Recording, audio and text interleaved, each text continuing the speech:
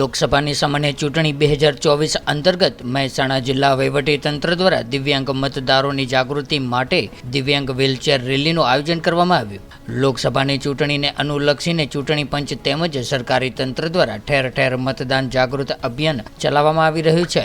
ત્યારે મહેસાણા લોકસભાના સામાન્ય ચૂંટણી 2024 તેમજ 26 વિજાપુર વિધાનસભા મત વિભાગની પેટા ચૂંટણી અંતર્ગત મહેસાણા જિલ્લામાં દિવ્યાંગ મતદારો વધુમાં વધુ મતદાન કરી શકે અને દિવ્યાંગજનોના પ્રયત્નોને અન્ય મતદારો સુધી પહોંચાડી મતદાનના દિવસે અચૂક મતદાન કરાવવાના પ્રયાસોને વધુ સુદૃઢ બનાવવા માટે મહેસાણા શહેરમાં સુયુક્ત મુખ્ય નિર્વાચન અધિકારી પીડી પલસાણાની વિશેષ ઉપસ્થિતિમાં જિલ્લા ચૂંટણી તંત્ર દ્વારા દિવ્યાંગજનોની વ્હીલચેર રેલીનું આયોજન કરવામાં આવ્યું હતું. મત આપશે મહેસાણા અંતર્ગત જિલ્લા પંચાયતથી સરદાર પટેલ સ્ટેડિયમ સુધી દિવ્યાંગજનોની વ્હીલચેર રેલી યોજવામાં આવી હતી, જેમાં 350 જેટલા દિવ્યાંગ મતદારોએ ભાગ લીધો હતો અને દિવ્યાંગજનો દ્વારા વ્હીલચેર સાથેનો સક્ષમ લોગો બનાવીને અચૂક મતદાન માટેનો મેસેજ પણ આપ્યો હતો. આપણે સૌ જાણીએ છીએ તેમ ભારતના ચૂંટણી પંચ દ્વારા જે દિવ્યાંગજનો જે છે એમના માટે સમાવેશી ચૂંટણીનો સંકલ્પ માટે જે પ્રયત્નો થઈ રહ્યા છે તેના ભાગરૂપે આજે આ મહેસાણા શહેરમાં મહેસાણા જિલ્લા ચૂંટણી તંત્ર દ્વારા જે આ દિવ્યાંગજનો વ્હીલચેર રેલીનું જે આયોજન થયું છે અને જે દિવ્યાંગજનોને સમાવેશી ચૂંટણીમાં સામેલ કરવા માટેના જે પ્રયત્નો થઈ રહ્યા છે એ ખૂબ જ સરાહનીય પ્રયત્ન છે. અને આ જે વ્હીલચેર દ્વારા જે દિવ્યાંગજનો જે છે એમને મતદાનના દિવસે એટલે કે 7મી મેના રોજ જ્યારે એ ચૂંટણી માટે મતદાન કરવા જશે ત્યારે એમને તમામ પ્રકારની જે દિવ્યાંગજનોને સુવિધા ઉપલબ્ધ કરાવવાની છે. એમાં વ્હીલચેર એ મુખ્ય બાબત જે છે. તો આજે મહેસાણા શહેરની અંદર જે વહીવટીતંત્ર દ્વારા તમામ જે પોલિંગ લોકેશનો જે છે એ તમામ પોલિંગ લોકેશન માટે વ્હીલચેરની સુવિધા ઉપલબ્ધ કરાવવામાં આવી છે. અને એની જાગૃતિ માટે આજે આ ભવ્ય દિવ્યાંગજનોની વ્હીલચેર રેલીનું જે આયોજન થયું છે એ ખૂબ જ સરાહનીય છે. અને હું માનું છું ત્યાં સુધી આ ગુજરાતમાં તમામ જિલ્લાઓ પૈકી આ મહેસાણા જિલ્લાની પહેલ છે. તો હું ખરેખર જિલ્લા ચૂંટણી તંત્રને ખૂબ જ અભિનંદન પાઠવું છું.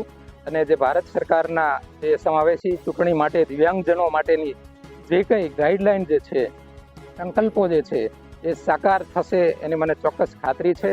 અને ખૂબ જ સરસ સુંદર આ કાર્યક્રમના આયોજન બદલ જિલ્લા ચૂંટણી તંત્રને ખૂબ જ શુભેચ્છા અને અભિનંદન પણ પાઠવું છું.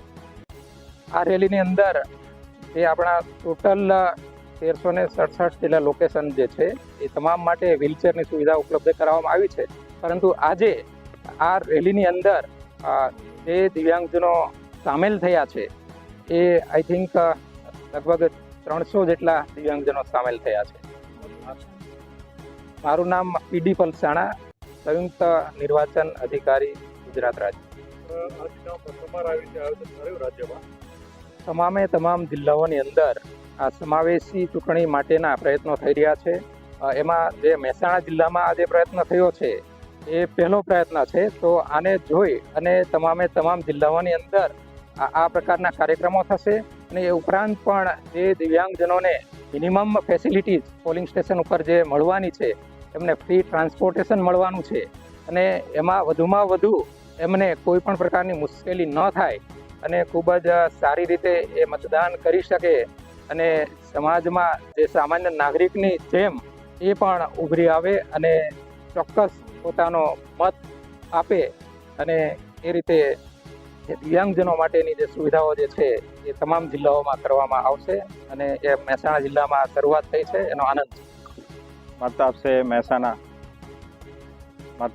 લોકોની લોકજાગૃતિ અભિયાન ચૂંટણીમાં ભાગરૂપ થવા માટેનું ખાસ ઝુંબેશ મહેસાણા જિલ્લામાં ઉપાડવામાં આવેલી હતી. એની અંદર સમાવેશી ચૂંટણી માટે દિવ્યાંગો માટેનું ખાસ આયોજન કરવામાં આવી રહ્યું છે. એમાં દરેક પોલિંગ સ્ટેશન લોકેશન ઉપર એક વ્હીલચેર ઉપલબ્ધ રહેશે અને કાયમી ધોરણે એ વ્હીલચેર ત્યાં શાળામાં જ ઉપલબ્ધ કરવામાં આવશે, જેથી કરીને શાળાના ઉપયોગ તથા ભવિષ્યના ચૂંટણીઓમાં પણ ઉપયોગી થશે એવું આયોજન કરવામાં આવેલું છે. આ અશ્યોર્ડ મિનિમમ ફેસિલિટીઝ અંતર્ગત ભારતના ચૂંટણી પંચના આદેશ અનુસાર જે આપણે પૂરું કરવાનું છે એ આપણે કર્યું છે.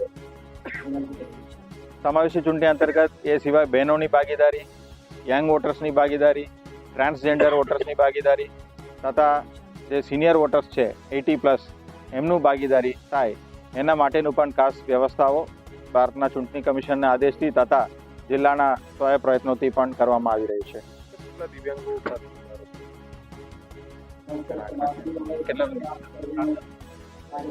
એમાં છે આપણા જિલ્લામાં કુલ 8,940 દિવ્યાંગ મતદારો છે. એ લોકોને 100% મતદાન થાય એના માટે જિલ્લા ચૂંટણી તંત્ર તરફથી પ્રયત્નો કરવામાં આવશે.